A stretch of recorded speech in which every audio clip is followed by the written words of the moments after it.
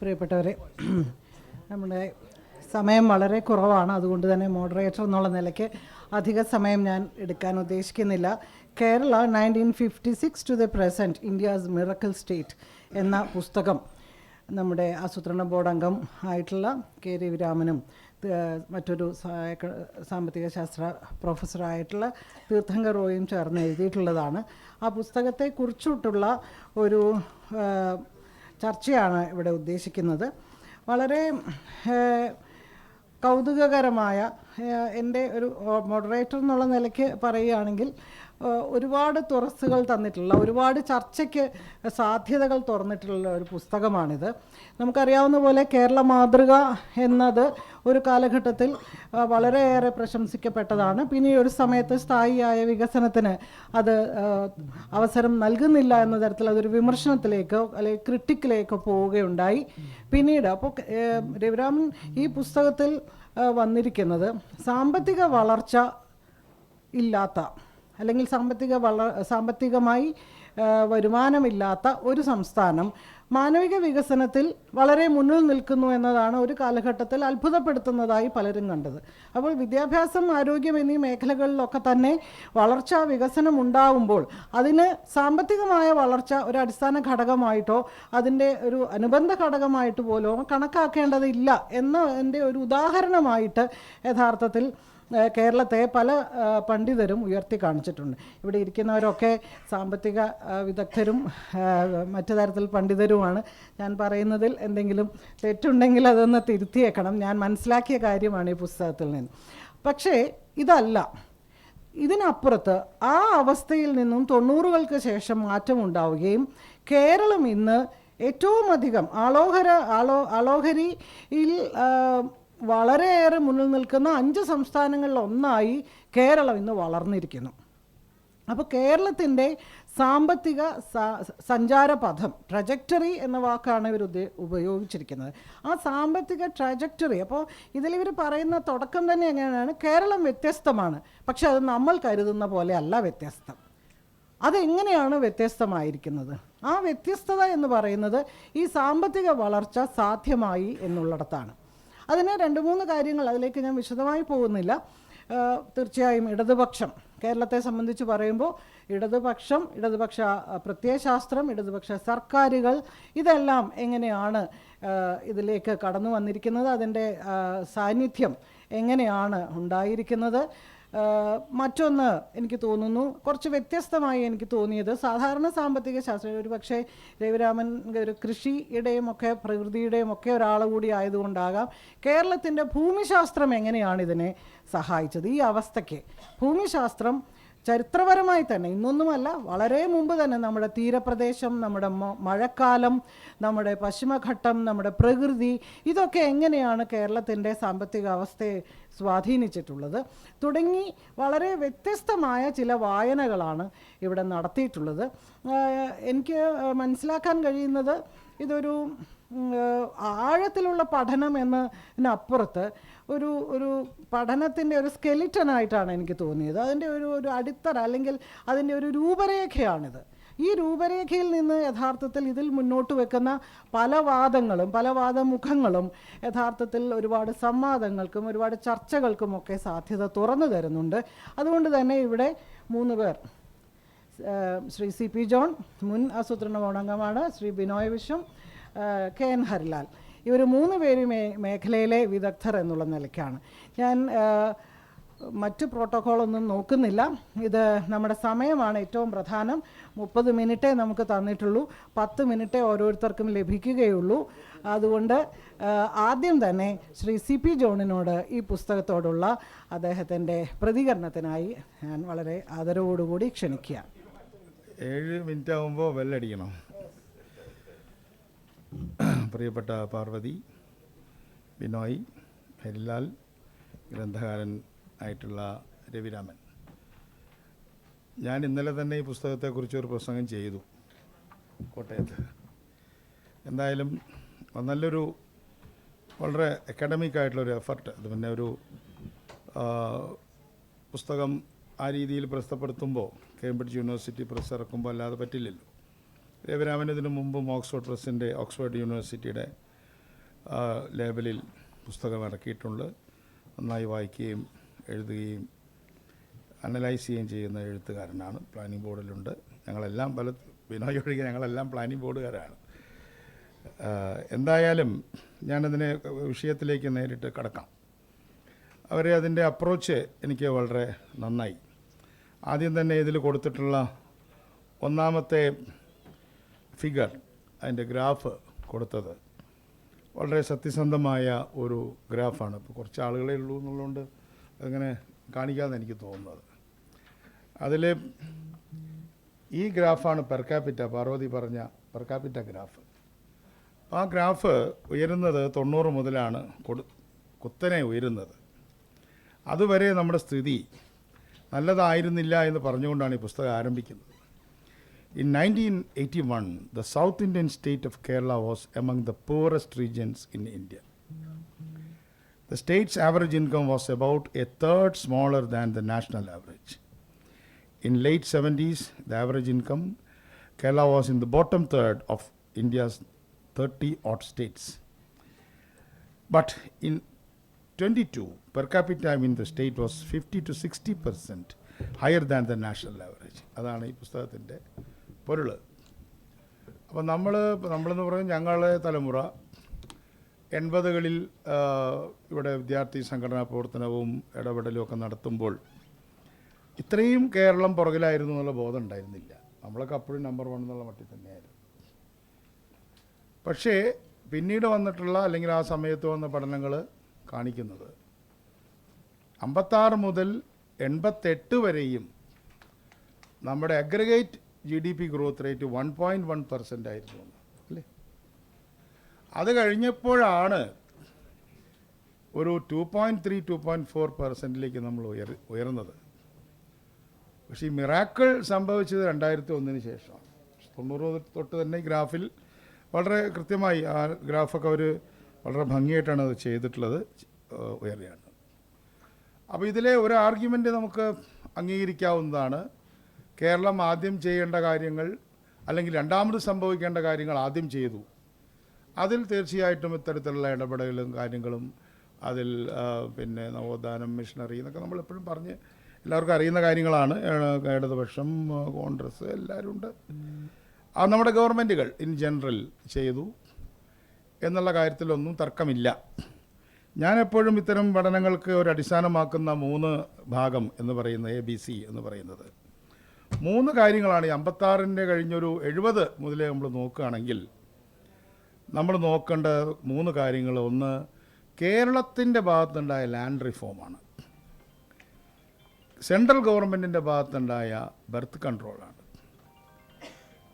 അതേപോലെ തന്നെ ഇൻ്റർനാഷണലായ ഒരു സിറ്റുവേഷനിൽ സാഹചര്യത്തിലുണ്ടായ മൈഗ്രേഷനാണ്. അങ്ങനെ 3 കാര്യങ്ങൾ ഒരുമിച്ച് ആണ് സംഭവിച്ചത്. അതിൽ തീർച്ചയായിട്ടും ഇപ്പോൾ ബിനോയ് ഇവിടെ ഉള്ളത് നല്ലത് തന്നെയാണ്. അതിൽ അച്യുതമേനോൻ ഗവൺമെൻറ് ചെയ്ത ഒരു വലിയ റോളുണ്ട്. ആ റോളിൽ ഞാൻ ഏറ്റവും പ്രധാനമായിട്ട് കാണുന്നത്, ഞങ്ങളൊരിക്കൽ CPIയുടെ തൃശ്ശൂർ ജില്ലാ സമ്മേളനത്തിൽ ഒരുമിച്ചതുപോലെ പങ്കെടുത്തിരുന്നു. ആ ഗവൺമെൻറ്റാണ് ഇന്ത്യയിലെ മറ്റാരെക്കാളും ലാൻഡ് റിഫോമിനോടൊപ്പം തന്നെ, അതിലൊക്കെ വിമർശനങ്ങൾ CPM CPI ഉണ്ട്, അത് വേറെ ഞാൻ മാറ്റി വയ്ക്കുകയാണ്. റിസർവേഷൻ എന്നുള്ള പോളിസി, ആ പോളിസി OBCകൾക്കും അതേപോലെ തന്നെ ന്യൂനപക്ഷ വിഭാഗങ്ങളിൽ തന്നെയുള്ള OBC വിഭാഗങ്ങൾക്കും പേരെടുത്ത് പറഞ്ഞുകൊണ്ട് PSCയിലുള്ള ആളാണല്ലോ, കൃത്യമായ ജനാധിപത്യ സംവരണം നടപ്പാക്കിയത് ആ ഗവൺമെൻറ്റിൻ്റെ ഒരു സംഭാവനയായിരുന്നു. അപ്പോൾ ലാൻഡ് റിഫോമും അതേപോലെ തന്നെ റിസർവേഷനും, ആ റിസർവേഷൻ 2 കാര്യങ്ങൾ നമ്മുടെ കോൺട്രിബ്യൂഷനുണ്ട്. റിസർവേഷനും ഭരണഘടനയിലൊക്കെ ഉണ്ട്. രണ്ടാമത് ബർത്ത് കൺട്രോളാണ്. ബർത്ത് കൺട്രോൾ വരുന്ന സമയത്ത് 70-ൽ ബർത്ത് കൺട്രോൾ വരുന്ന സമയത്ത് നമ്മൾ ഇന്ത്യൻ ശരാശരിയുടെ മുകളിലായിരുന്നു. ഇന്ത്യൻ ശരാശരി 24, ഡെക്കേഡനൽ ഗ്രോത്ത് റേറ്റ് 24 ആയിരുന്നെങ്കിൽ നമ്മുടെ ഗ്രോത്ത് റേറ്റ് 27 ആയിരുന്നു. അപ്പോൾ നമ്മൾ ഭയങ്കര ബേബി ബൂം കാലമാണ്. ഞങ്ങളൊക്കെ ബേബി ബൂം ചിൽഡ്രനാണ്. കണ്ടമാനം കുട്ടികളുണ്ടായൊരു കാലത്താണ്. വിദ്യാർത്ഥി സംഘടനകളും അപ്പോഴേ തന്നെ ഉണ്ടായത്. ഈ ബേബി ബൂം ഉണ്ടായതുകൊണ്ടും കൂടിയാണ്. അത് വളരെ കോറിലേറ്റ് ചെയ്യാവുന്നൊരു കാര്യമാണ്. എൻ്റെ ഒരു ആർഗ്യുമെൻ്റ് അത്.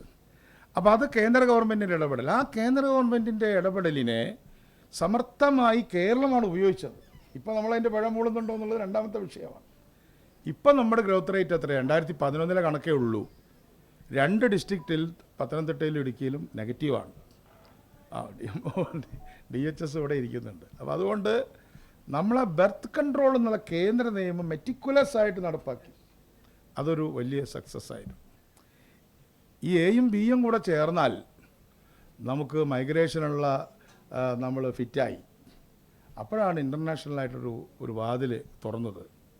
അങ്ങനെ തുറന്നതിൻ്റെ ഫലമായി അതും നമ്മൾ നല്ല രീതിയിൽ ഉപയോഗിച്ചു. അത് ഉപയോഗിച്ചതിൻ്റെ ഫലമായിട്ട് നമുക്ക് വൻതോതിൽ ഇവിടെ കുടിയന്മാരുടെ മക്കൾക്കൊന്നും അല്ലെങ്കിൽ പോകാൻ പറ്റില്ല. കാരണം അവരൊക്കെ അതിനകത്ത് ബന്ധിതരാണ്. ജന്മിത്തം അവസാനിക്കാത്തൊരു സ്ഥലത്തുനിന്ന് ഒരു അടിമത്തത്തിൻ്റെ പുറത്തുള്ള ഒരു മൈഗ്രേഷൻ നടക്കില്ല, മൈഗ്രേഷൻ നടക്കും. അപ്പോൾ ഇതിനെക്കുറിച്ചൊന്നും യാതൊരു തർക്കവും ഇല്ല. എങ്കിൽ പോലും അതൊക്കെ വളരെ ഭംഗിയായി അത് ചെയ്തിരിക്കുന്നു എന്ന് മാത്രമല്ല, 19th സെഞ്ച്വറിയെ പേജ് നമ്പർ 26 മുതലുള്ള 2-3 പേജുകളിൽ അവർ വളരെ ഭംഗിയായി 947 മുമ്പുള്ള 4 കാര്യങ്ങൾ അവർ വളരെ ഭംഗിയായിട്ട് പറഞ്ഞിട്ടുണ്ട്. ഒന്ന്, നമ്മളിപ്പോൾ പരമ്പരാഗത വ്യവസായം അവരുപയോഗിച്ചിട്ടുള്ള വാക്ക് ഹാൻഡിക്രാഫ്റ്റ് എന്നാണ്. അതേപോലെ തന്നെ സെക്കൻഡ് കാറ്റഗറി എന്ന് പറയുന്നത് പ്ലാന്റേഷൻ ക്രോപ്പുകളാണ്. മൂന്നാമത്തത് ബാങ്കിങ് ആണ്. നാലാമത്തത് ഈ പറഞ്ഞ പോലുള്ള പ്രൊഡക്ഷനുള്ള കാര്യങ്ങളൊക്കെയാണ്. നാലാമത്തതെന്ന് പറഞ്ഞാൽ ഫോർത്ത് കാറ്റഗറി എൻ്റർപ്രൈസസ് ആണ്. അതായത് നമ്മുടെ തിരുവിതാംകൂറിന് തന്നെ ഒരു പബ്ലിക് സെക്ടർ ഉണ്ടായിരുന്നു എന്നുള്ളത് വളരെ പ്രധാനമായിട്ടൊരു ചൂണ്ടിക്കാട്ടിയിട്ടുണ്ട്, മിനറൽസൊക്കെ എടുക്കുന്നതിനായിട്ട്.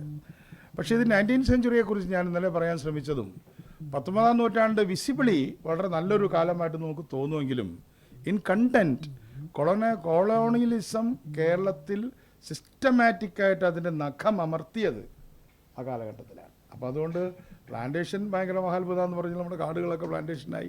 അവിടെ ഉണ്ടായിരുന്ന ആദിവാസികളെയും ദളിതുകളെയൊക്കെ അവിടെ നിന്ന് ആട്ടിപ്പായിക്കുകയോ അല്ലെങ്കിൽ കൂലിപ്പണിക്കാരാക്കുകയോ മാറ്റുകയോ ചെയ്തു. ആ അർത്ഥത്തിൽ 19th സെഞ്ച്വറിയെ വളരെ ഭംഗിയായിട്ട് ഈ പുസ്തകം വളരെ ഭംഗിയായിട്ട് ചെയ്തിട്ടുണ്ട്. പിന്നെ വേൾഡ് വാർ 1-ൻ്റെയും 2-ൻ്റെയും എല്ലാ കാര്യങ്ങൾ പറഞ്ഞിട്ടുണ്ട്. എൻ്റെ സമയം 2 മിനിറ്റും കൂടിയേ ഉള്ളൂ. പക്ഷേ ഞാനതിൽ ഇന്നത്തെ കാര്യത്തിലേക്ക് നമ്മൾ വരികയാണെങ്കിൽ ഈ അത്ഭുതം എന്ന് പറഞ്ഞിട്ട് കാര്യമില്ല. ഇപ്പോഴുള്ള അത്ഭുതം എന്താണെന്ന് പറഞ്ഞാൽ മറ്റ് സ്റ്റേറ്റുകൾ നമ്മുടെ മുമ്പിൽ പോകുന്നുള്ളതാണ് അത്ഭുതം. ഇപ്പം മിസോറാം, അവിടെയുള്ള കുഴപ്പങ്ങൾ വേറെ, മണിപ്പൂർ വേറെ, ഗോവ വേറെ, അതേപോലെ തന്നെ ഹിമാചൽ പ്രദേശ്, എന്തിന് രാജസ്ഥാൻ, മധ്യപ്രദേശ് പോലുള്ള സ്ഥലങ്ങളൊക്കെ ലിറ്ററസിയുടെ കാര്യത്തിലൊക്കെ നമ്മളുമായിട്ട് പാറായി കഴിഞ്ഞു. ചില പ്രദേശങ്ങൾ നമ്മളെക്കാളും മുന്നിൽ നിൽക്കുകയാണ്. ലിറ്ററസിയുടെ കാര്യത്തിലും പെർ ക്യാപിറ്റ ഇൻകത്തിൻ്റെ കാര്യത്തിലും നമ്മളിപ്പോൾ ഗുജറാത്ത്, കർണാടക, തമിഴ്നാട്, പിന്നെ തെലങ്കാന അല്ലെങ്കിൽ ആന്ധ്ര ഇതിൻ്റെ അടുത്ത് നിൽക്കുകയാണ്. ദക്ഷിണേന്ത്യ മുഴുവനുമായി, നമ്മൾ മാത്രമല്ല ദക്ഷിണേന്ത്യ മുഴുവൻ അതുപോലെ ആയിട്ടുണ്ട്. പ്ലസ് ഗുജറാത്ത്, മഹാരാഷ്ട്രയിൽ വേറൊരു ചിത്രമാണുള്ളത്. പക്ഷേ ഇവിടെ സംഭവിച്ച കാര്യത്തിൽ ഞാൻ പെട്ടെന്ന് വായിച്ചു തീർക്കാം. ഭൂപരിഷ്കരണത്തിൻ്റെ പൂർത്തീകരിക്കാത്ത അധ്യായങ്ങളെക്കുറിച്ച് കേരളം ബോധപൂർവമായ മൗനം പാലിക്കുകയാണെന്നുള്ള വിമർശനം ഉന്നയിക്കാൻ ഞാൻ ആഗ്രഹിക്കുക. അതൊരു കോൺസ്പിറസി ഓഫ് സൈലൻസ് ആണ്. അതിൽ ഇടതുപക്ഷത്തിന് അതിൻ്റേതായിട്ടുള്ള പങ്കുണ്ട്. ഇടതുപക്ഷത്തിന് മാത്രമല്ല, എല്ലാവർക്കും ഉണ്ട്. Surplus land was initially estimated in 57 at around 1.7 million acres. It declined to 0.1 million acres in 64 and went further down after 1970. It is not clear exactly how surplus disappeared from the accounting. Marxist scholars predicted that a fragmentation of estates would be an economically counterproductive മുപ്പോട്ടെ. എന്തായാലും ശരി, ഇവിടെ ദളിതുകളുടെ കാര്യത്തിൽ ഭൂമി എന്നൊരു സങ്കല്പം ഇപ്പോഴുമില്ല. ഒരു ഗവൺമെൻറ്റിനും മുന്നോട്ട് വയ്ക്കാൻ കഴിയില്ല. 3 സെൻറ്റ് 4 സെൻറ്റ് അവർ കിടക്കുകയാണ്. ഇപ്പോഴും ചെങ്ങറ സമരവുമായി 15 വർഷം തുടർച്ചയായി ബന്ധപ്പെടുന്ന ഒരാളാണ് ഞാൻ. ഇപ്പോഴും ഞാനാണൊരു അനുവാദമില്ലാതെ ഒരു കോൺക്രീറ്റ് വീട് അവിടെ പണിത് കൊടുക്കാൻ മീൻസ് അവരുടെ യൂണിയനെ കൊണ്ട് പണിയിച്ചത്. ഇപ്പോഴും അവർ കിടക്കാണ്. അവർ ഡീസലാണ് കത്തിക്കുന്നത് ചെങ്ങറയിൽ. ആർക്കും ഒരു പ്രശ്നമില്ല അതിൽ. അവരുടെ കുട്ടികൾ പഠിക്കുന്നുണ്ട്, അവർ കൃഷി ചെയ്യുന്നുണ്ട്, ഡീസലാണ് കത്തിക്കുന്നത്, ഇലക്ട്രിസിറ്റി ഇല്ല. പ്ലാന്റേഷനുകളുടെ സ്ഥിതി, അവിടുത്തെ തൊഴിലാളികളുടെ സ്ഥിതി മാത്രമല്ല, ആ പ്ലാന്റേഷനുകളിൽ ലക്ഷക്കണക്കിന് ഏക്കർ സ്ഥലങ്ങൾ ഇപ്പോഴും മറ്റുള്ളവർക്ക് കൊടുക്കാവുന്നതാണെങ്കിലും കൊടുക്കുന്നില്ല. അതുകൊണ്ട് ലാൻഡ് റിഫോം ഇപ്പോഴും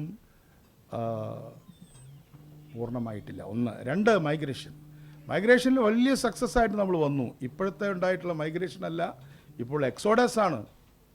ഇപ്പോൾ നമ്മളെ ക്യാമ്പസുകൾ ശൂന്യമാണ്. ക്യാമ്പസുകളിൽ കുട്ടികളില്ല. കുട്ടികൾ എവിടെ? ഞാനിവിടെ സുരേഷ് കുറുപ്പിനോട് സംസാരിച്ചപ്പോൾ മൂപ്പര് അങ്ങനെയൊന്നുമില്ല, എന്നാൽ CMS കോളേജ് വിളിക്കാം. CMS കോളേജിൽ ECG സുദർശൻ എന്ന നോബൽ ലോറേറ്റിന് തുല്യനായ ആൾ പഠിച്ച ഫിസിക്സ് ഡിപ്പാർട്ട്മെൻറ്റ് കുട്ടികളില്ല. SP കോളേജിലില്ല, പാലയില്ല. സെൻട്രൽ ട്രാവൻകൂറിൽ സയൻസ് പഠിക്കാൻ കുട്ടികളില്ല. ഇന്ന് മൈഗ്രേഷൻ എക്സോഡസായി മാറിയത് ഗുണമാണോ ദോഷമാണോ, എന്താ പറയുക, വിക്ടിം ഓഫ് ദ സക്സസ് ആണോ, അത് നമുക്ക് ആലോചിക്കാവുന്നതാണ്. അതേപോലെ തന്നെ അഗ്രികൾച്ചർ നിയർ ഇമ്പോസിബിലിറ്റിയാണ്. ഇതാ ഇപ്പോൾ വരാൻ പോകുന്ന നിയമം, വനനിയമം. ഈ വനനിയമത്തോടു കൂടി അഗ്രികൾച്ചർ ഇമ്പോസിബിളായി പ്രഖ്യാപിച്ചിരിക്കുകയാണ്.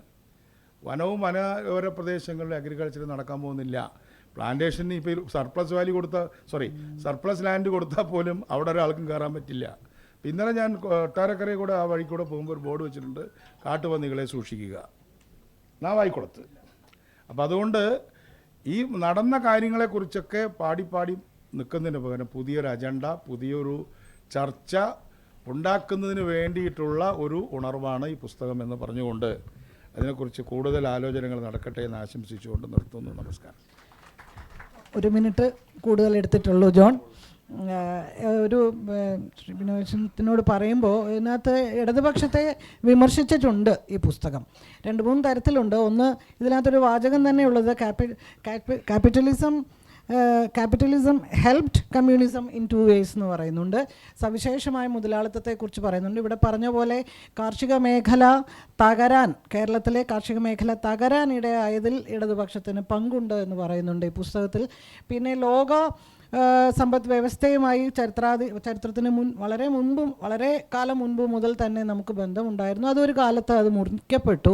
ഇപ്പോൾ ആഗോളവൽക്കരണത്തോടു കൂടി നമ്മൾ വീണ്ടും ആ ലോക സമ്പദ് വ്യവസ്ഥയുമായി കേരള സമ്പദ് വ്യവസ്ഥ ബന്ധപ്പെടാൻ തുടങ്ങി. ഇതുപോലെ തന്നെ ഗൾഫ് മൈഗ്രേഷൻ യഥാർത്ഥത്തിൽ ഇവിടുത്തെ ഇടതുപക്ഷത്തെ സഹായിച്ചു എന്നൊരു വാചകം ഇതിലുണ്ട്. ഇങ്ങനെ വളരെ എന്താ പറയുക, സാധാരണ പറയാറില്ലാത്ത കുറേ കാര്യങ്ങൾ ഇതിനകത്തുണ്ട്. അതും കൂടി കമ്മ്യൂണിസ്റ്റ് പാർട്ടിയുടെ ഒരു പ്രതിനിധി എന്നും കൂടി വിനോദവിശ്വത്തിന്.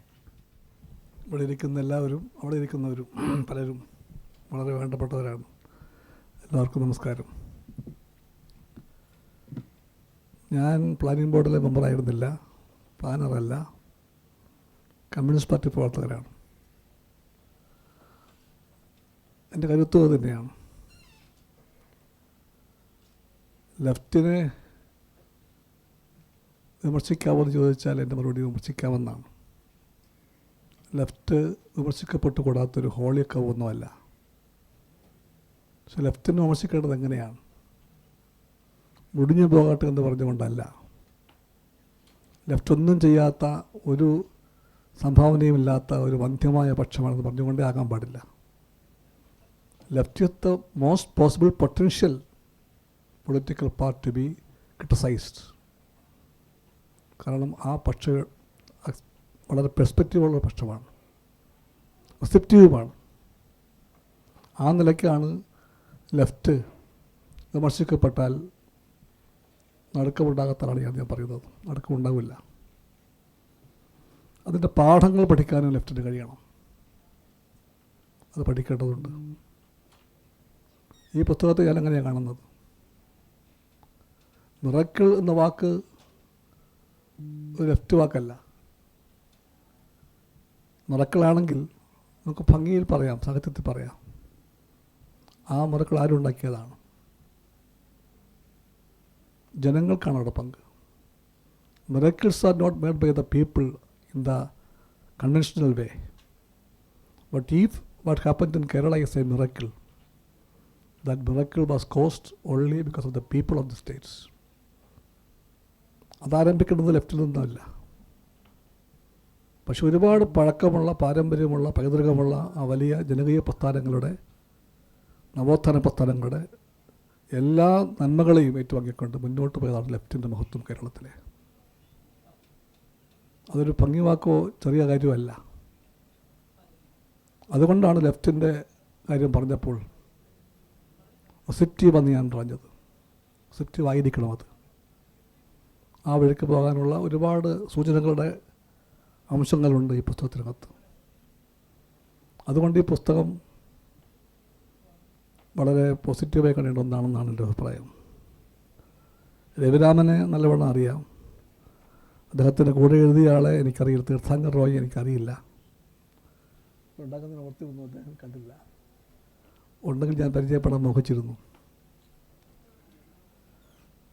ഈ ഡിസംബർ 25 പുറത്തു വന്ന ഫ്രാൻസിസ് മാർപ്പാപ്പയുടെ ക്രിസ്തുമസ് സന്ദേശത്തിൽ അദ്ദേഹം പറഞ്ഞൊരു കാര്യമുണ്ട്. ഈ സമൂഹങ്ങളിൽ ഇന്നത്തെ എല്ലാ സമൂഹങ്ങളിലെയും പാവങ്ങളെ ചൊല്ലി വ്യഥ കൊള്ളുന്ന രാഷ്ട്രീയക്കാർ കൂടുതൽ ഉണ്ടാകട്ടെ എന്നാണ് അദ്ദേഹം ആശംസിച്ചത്. അതൊരു വളരെ അർത്ഥവത്തായ ഒരു സ്റ്റേറ്റ്മെൻറ്റാണ്. ദാറ്റ് ടു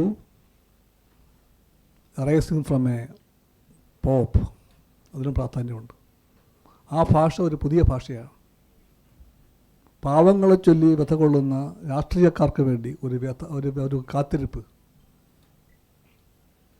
ഒരു മാർപ്പാപ്പയുടെ ഭാഗത്ത് നിന്ന്. പുതിയ ലോകത്തിൻ്റെ പ്രത്യേകതയാണത്. അതിൻ്റെ ആവശ്യകതയുണ്ടിപ്പോൾ.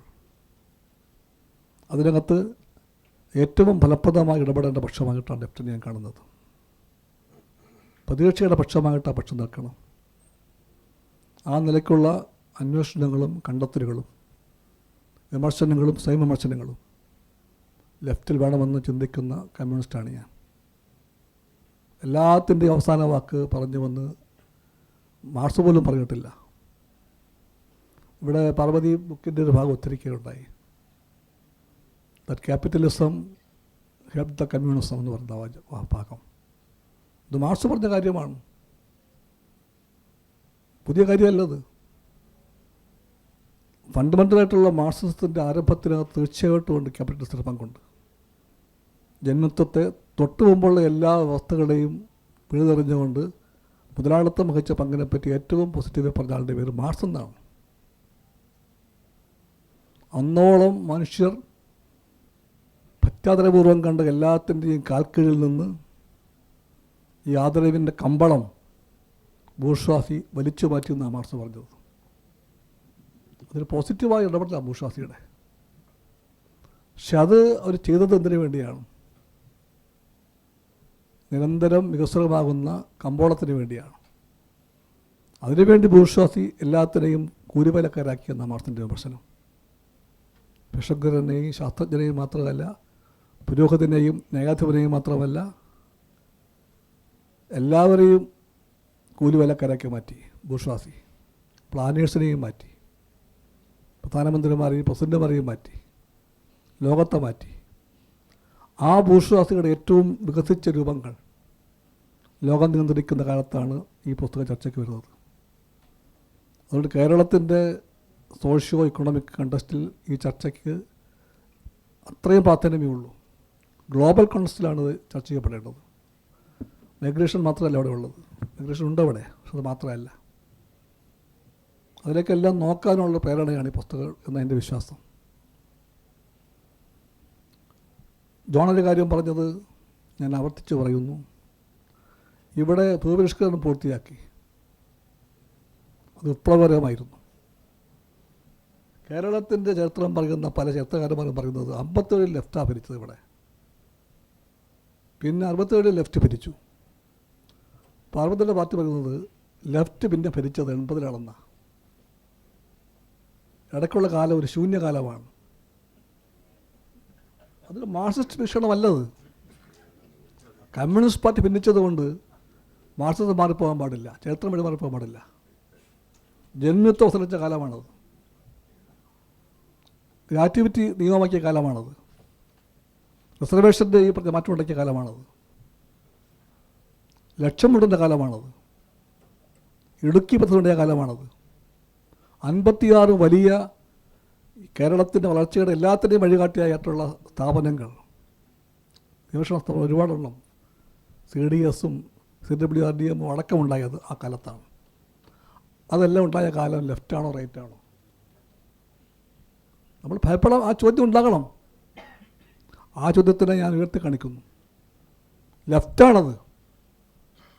അച്യുതമോഹൻ പാർട്ടി ഭരിച്ചപ്പോഴത്തേക്ക് CPI ആയതുകൊണ്ട് അത് വേറെ ഒന്നാകാൻ പോകുന്നില്ല. ഇല്ല. അച്യുതമേനോൻ കാലഘട്ടം ലെഫ്റ്റിൻ്റെ എഫ്മാന കാലഘട്ടം ഞാൻ പറയും. അതത്ര ഞാൻ പറയുന്ന സമയക്കുറവുണ്ട്. ഒരു കാര്യം കൂടെ, ഭൂപരിഷ്കരണത്തിൻ്റെ പുതിയ ഘട്ടം ഉണ്ടാക്കണം.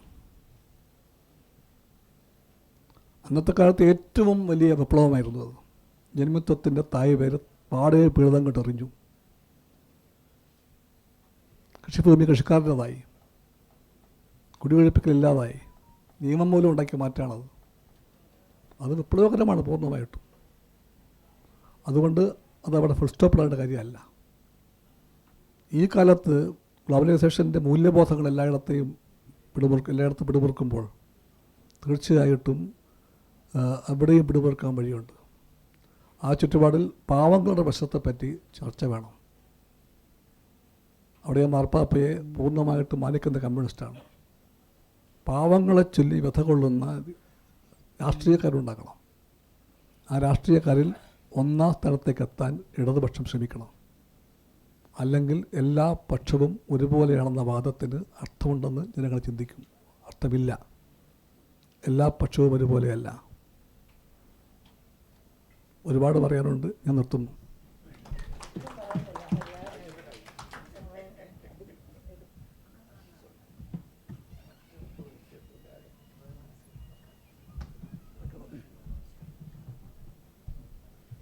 വേദിയിലും സദസ്സിലുമുള്ള സുഹൃത്തുക്കളെ, ഇവിടെ തീർത്ഥങ്കർ റോയും രവിരാമനും ചേർന്നെഴുതിയ പുസ്തകമാണ്.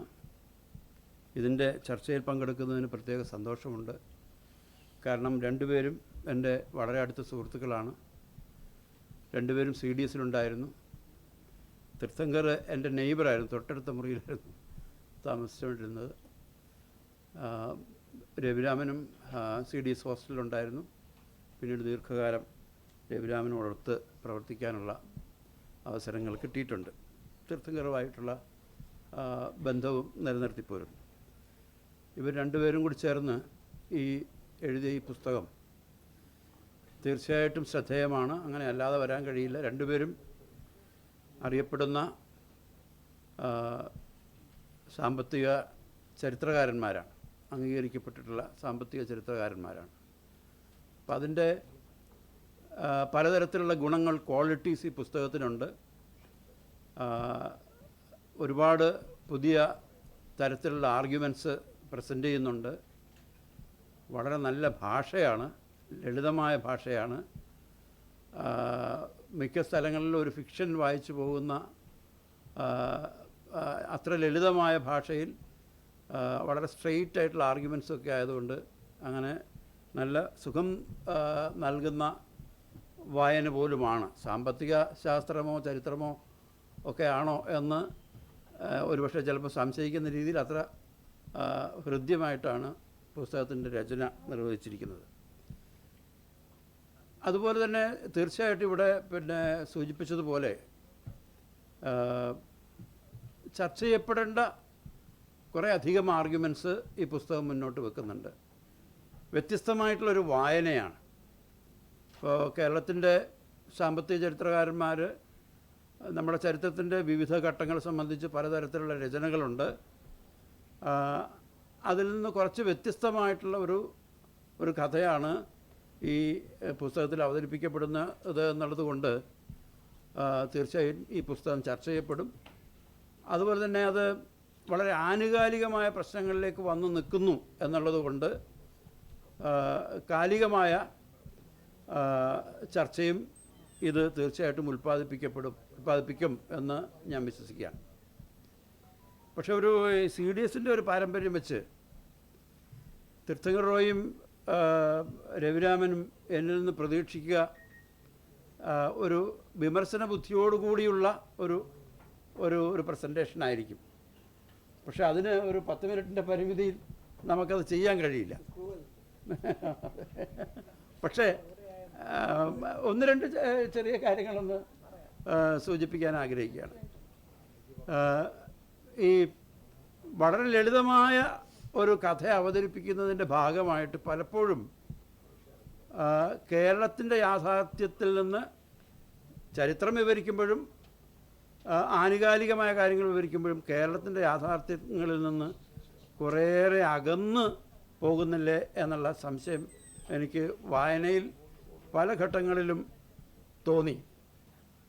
ഞാൻ വളരെ അൺകംഫർട്ടബിളായിട്ട് എനിക്ക് അനുഭവപ്പെടുകയും ചെയ്തു. ഉദാഹരണത്തിന് ഈ കേരള ചരിത്രത്തിലെ നമ്മുടെ ഡെമോഗ്രാഫിക് ട്രാൻസിഷനും അതിൻ്റെ നേട്ടങ്ങളെക്കുറിച്ചും പറയുമ്പോൾ അതിൻ്റെ ഒരു വലിയ അംശം നമ്മുടെ പ്രകൃതിദത്തമായ പ്രത്യേകതകൾ, നമ്മുടെ ഭൂമിശാസ്ത്രത്തിൻ്റെ മുകളിൽ ആട്രിബ്യൂട്ട് ചെയ്യും.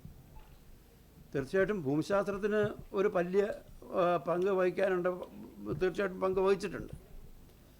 പക്ഷെ പലപ്പോഴും ഈ രാജ്യങ്ങളുടെ അല്ലെങ്കിൽ പ്രദേശങ്ങളുടെ വികസനത്തെയും അതുപോലെ തന്നെ അണ്ടർ ഡെവലപ്മെൻറ്റിനെയും ഒക്കെ ഈ ഭൂമിശാസ്ത്രപരമായ എൻഡോമെൻസിൻ്റെ അടിസ്ഥാനത്തിൽ വിവരിക്കുമ്പോൾ ആ രാജ്യത്തെ ജനങ്ങളുടെ ചരിത്രം, സാമൂഹ്യ ചരിത്രം, അവരുടെ പങ്കൊക്കെ പലപ്പോഴും വിസ്മരിക്കപ്പെടും. ഇവിടെ ബിനോയ് വിശ്വം അത് ചെറുതായിട്ടൊന്ന് സൂചിപ്പിച്ചു. കേരളത്തിൻ്റെ ചരിത്രം ഒരുപാട് സമരങ്ങളുടെയും ഒരുപാട് കൂട്ടായ പ്രവർത്തനങ്ങളുടെയും ചരിത്രമാണ്. അപ്പോൾ ഈ നമ്മുടെ ഡെമോഗ്രഫിയിൽ വന്നിട്ടുള്ള മാറ്റങ്ങൾക്കും അത് വലിയ പങ്ക് വഹിച്ചിട്ടുണ്ട്. ഭൂമിശാസ്ത്രപരമായിട്ട് വ്യാഖ്യാനിക്കാൻ തുടങ്ങിക്കഴിഞ്ഞാൽ ഒരു പ്രശ്നമുള്ളത്, കുറച്ച് പുറകോട്ട് നോക്കുമ്പോൾ ഇവിടെയും ഡെത്ത് റേറ്റ് വളരെ കൂടുതലായിരുന്നു, ഒരുപാട് പ്രശ്നങ്ങളുണ്ടായിരുന്നു. ആ പ്രശ്നങ്ങളെ അതിജീവിച്ച് CP ജോൺ പറഞ്ഞ ബേബി ബൂം അടക്കമുള്ള ഡെമോഗ്രഫിക് ട്രാൻസിഷൻ്റെ ഓരോ ഘട്ടവും പിന്നീട് വന്നതിന് ഭൂപ്രകൃതിക്കപ്പുറം വേറെ ഒരുപാട് ഘടകങ്ങൾ സാമൂഹിക ജീവിതത്തിൽ പൊളിറ്റിക്കൽ ഒക്കെ ആയിട്ടുള്ള ഒരുപാട് ഘടകങ്ങൾ അതിൽ പ്രവർത്തിച്ചിട്ടുണ്ട് എന്നുള്ളത് കാണാൻ കഴിയും. ഇത് ഞാനൊരു ഉദാഹരണം പറഞ്ഞതാണ്. ഇതുപോലെ പല സന്ദർഭങ്ങളിലും ഇത്തരം കുറേ അധികം സംശയങ്ങളും ചോദ്യങ്ങളും ഉയർന്നു വരുന്നുണ്ട്. ഉദാഹരണത്തിന് 70കളിലും 80കളിലും 80കളുടെ അവസാനവും വരെ കേരളത്തിൽ സാമ്പത്തിക വളർച്ച കുറഞ്ഞതിൻ്റെ കാരണം സമരങ്ങൾ, ലെഫ്റ്റിൻ്റെ സമീപനം തുടങ്ങിയ കാര്യങ്ങൾ വെച്ച് വിശദീകരിക്കാൻ ശ്രമിക്കുന്നുണ്ട്. ലേറ്റ് 80s മുതൽ കേരളത്തിലുണ്ടായ വളർച്ചയെ വേറെ രൂപത്തിൽ ആഗോളവൽക്കരണ നയങ്ങൾ, അതുപോലെ തന്നെ ഈ ക്യാപിറ്റലിസവും ലെഫ്റ്റും തമ്മിലുള്ള ബന്ധത്തിൻ്റെ രസതന്ത്രത്തിൽ വന്ന മാറ്റം, ഇങ്ങനെയൊക്കെ പറഞ്ഞ് വിശദീകരിക്കുകയാണ്. ഈ രംഗത്തെല്ലാം ഒരുപാട് പഠനങ്ങൾ ഇന്ന് കേരളത്തിലുണ്ട്. അതിൽ ഇപ്പോൾ നേരത്തെയുള്ള 60കളിലും 70കളിലും ഉള്ള വളർച്ച കുറവിനെ സംബന്ധിച്ച് വളരെ വ്യക്തമായ വിശദീകരണമുണ്ട്. അതിൽ ഈ ഹൈ വേജ് ഹൈപ്പോത്തിസിസ് ഒക്കെ കേരളത്തിൽ വളരെ വിശദമായിട്ട് പഠിക്കപ്പെട്ടിട്ടുണ്ട്. അത് തള്ളിക്കളയപ്പെട്ടിട്ടുള്ളതാണ്. അതുപോലെ തന്നെ 70കളിലും 80കളിലും ഉണ്ടായ വളർച്ചയുടെ കുറവിനെ മൈഗ്രേഷൻ വെച്ച്, ഡസ്റ്റ് ഡിസീസ് വെച്ച് അതിനെ കൃത്യമായിട്ട് വിശദീകരിച്ചിട്ടുണ്ട്. ഒരു പഠനമല്ല, അതിൽ ചില പഠനങ്ങളിൽ ഞാനും ഇൻവോൾവാണ്. അതിനുശേഷം വളരെ വിശദമായ എക്കണോമെട്രിക് എസ്റ്റിമേഷൻസ് ഒക്കെ നടത്തിയിട്ടുള്ള പഠനങ്ങളൊക്കെ അത് ഈ കേവലം സമരങ്ങളുടെ രൂപത്തിൽ വിശദീകരിക്കാൻ കഴിയില്ല. മറിച്ച് കേരളത്തിലെ മൈഗ്രേഷൻ, അത് എങ്ങനെയാണ് കേരളത്തിലെ വിലകളുടെ ഘടനയെ ബാധിച്ചത്, എങ്ങനെയാണ് കോസ്റ്റ് ഓഫ് പ്രൊഡക്ഷൻ കൂട്ടിയത്, എങ്ങനെയാണ് നോൺ ട്രേഡബിൾസിൻ്റെ, ഭൂമി അടക്കമുള്ള നോൺ ട്രേഡബിൾസിൻ്റെ വില ഗണ്യമായി കേരളത്തിൽ വർദ്ധിപ്പിച്ചത്, കൂലി വർദ്ധിപ്പിച്ചത് എന്നുള്ളത് വിശദീകരിക്കപ്പെട്ടിട്ടുണ്ട്. അതേ കാരണങ്ങൾ കൊണ്ട് തന്നെ 80കളുടെ അവസാനം മുതൽ 90കൾ മുതൽ കേരളത്തിൽ വളർച്ചയുടെ റിവൈവൽ ഉണ്ടായി. ആ വളർച്ചയുടെ റിവൈവൽ ഉണ്ടായതിനും ഈ നേരത്തെ പറഞ്ഞ സമരങ്ങൾ കുറഞ്ഞതുകൊണ്ട് എന്നുള്ള കാരണമല്ലാത്ത കാരണങ്ങളുണ്ട്. നേരത്തെ പറഞ്ഞ ഡസ്റ്റ് ഡിസീസിൻ്റെ ഇമ്പാക്റ്റ്, ഡസ്റ്റ് ഡിസീസിൻ്റെ ഇമ്പാക്റ്റ് മാറി എന്നുള്ളതാണ് യാഥാർത്ഥ്യം. ഞാൻ ചുരുക്കുകയാണ്. അപ്പോൾ ഈ പ്രധാനപ്പെട്ട പല അസേർഷൻസും ഈ പുസ്തകത്തിൽ വരുമ്പോൾ മറ്റ് പഠനങ്ങളെക്കുറിച്ച്, മറ്റ് യാഥാർത്ഥ്യങ്ങളെക്കുറിച്ച് വേണ്ടത്ര പരിഗണിക്കുന്നില്ല. ഒരു കഥ പറഞ്ഞു പോകുന്ന ലാഘവത്തോടു കൂടി പറഞ്ഞു പോകുമ്പോൾ ചില കാര്യങ്ങൾ ശ്രദ്ധിക്കപ്പെടാതെ പോകുന്നു, വളരെ പ്രധാനപ്പെട്ട കാര്യങ്ങൾ ശ്രദ്ധിക്കപ്പെടാതെ പോകുന്നു എന്നുള്ളൊരു വിമർശനമാണ് മുന്നോട്ട് വെക്കാനുള്ളത്. പക്ഷേ സ്വാഭാവികമാണ്, ഏത് പുതിയ പുസ്തകം വരുമ്പോഴും വ്യത്യസ്തമായ നിലപാട് വരും. അത് സംവാദങ്ങൾക്ക് ഇടയാക്കും. അങ്ങനെ നല്ല സൃഷ്ടിപരമായിട്ടുള്ള സംവാദങ്ങൾ ഈ പുസ്തകവും ജനറേറ്റ് ചെയ്യും എന്നുള്ള പ്രതീക്ഷയിൽ അവസാനിപ്പിക്കുന്നു. നന്ദി. വളരെ വളരെ നന്ദി. ആദ്യം തന്നെ വളരെ ആത്മാർത്ഥമായി ക്ഷമ ചോദിക്കുന്നു. 3 പ്രഗത്ഭരെ ഇങ്ങനെ നിയന്ത്രിക്കേണ്ടി വന്നതിൽ. ധാരാളം അറിവുള്ള, ധാരാളം വിവരങ്ങൾ തലച്ചോറിലും കയ്യിലുമുള്ള 3 പേരാണ്. അതുകൊണ്ട് തന്നെ അവർക്ക് 10 മിനിറ്റിൽ എന്തെങ്കിലും കാര്യം, പ്രത്യേകിച്ചും കേരളത്തിൻ്റെ വളർച്ച, അതിൻ്റെ ചില ഘട്ടങ്ങളിലെ സ്തംഭനാവസ്ഥ, സാമ്പത്തിക ശാസ്ത്രത്തിൻ്റെ ചരിത്രം, ഇതൊക്കെ ഇങ്ങനെ 10 മിനിറ്റിലൊന്നും പറയാൻ കഴിയില്ല. ഇതൊരു ഇൻട്രഡക്ഷൻ, ഒരു ആമുഖം മാത്രമാണ്, പുസ്തക പരിചയം മാത്രമാണ്.